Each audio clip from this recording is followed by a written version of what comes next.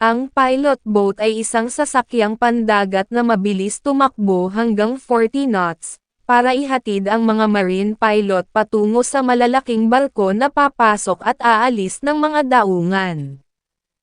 Ang pilot boat ay ginawa sa bakal at aluminum na may rubber fender sa paligid para maging matibay. May mga sistema sa komunikasyon katulad sa radar at GPS para sa ligtas na operasyon sa buong karagatan.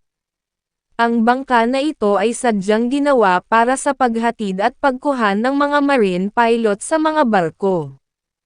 Ganito ang sitwasyon kung bakit kailangan ang pilot boat.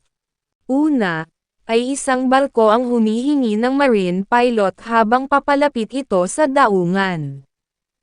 Ang marine pilot ay sasakay sa isang pilot boat na sumasalubong sa barko na nasa labas ng mga limitasyon ng daungan.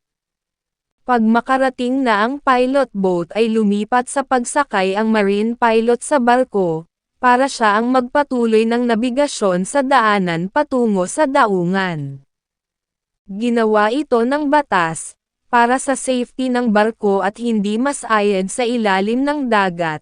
Dahil ang marine pilot lang ang nakakaalam sa ligtas na lalim ng dagat patungo sa daungan. Pag nasa ligtas ang barko ay lilipat ulit sa pagsakay ang marine pilot patungo sa pilot boat at babalik sa daungan. Dapat tandaan natin na, ang mga pilot boat ay mahalaga at nag-operate ng 24 hours at 7 days sa maraming daungan, para sa paghatid at sundo sa mga marine pilot na gumabay sa kaligtasan ng mga barko na dumaan sa mga mahirap na daanan patungong daungan.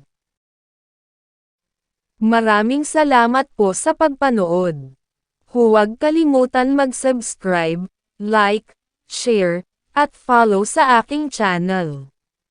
Violeta Informative Entertainment.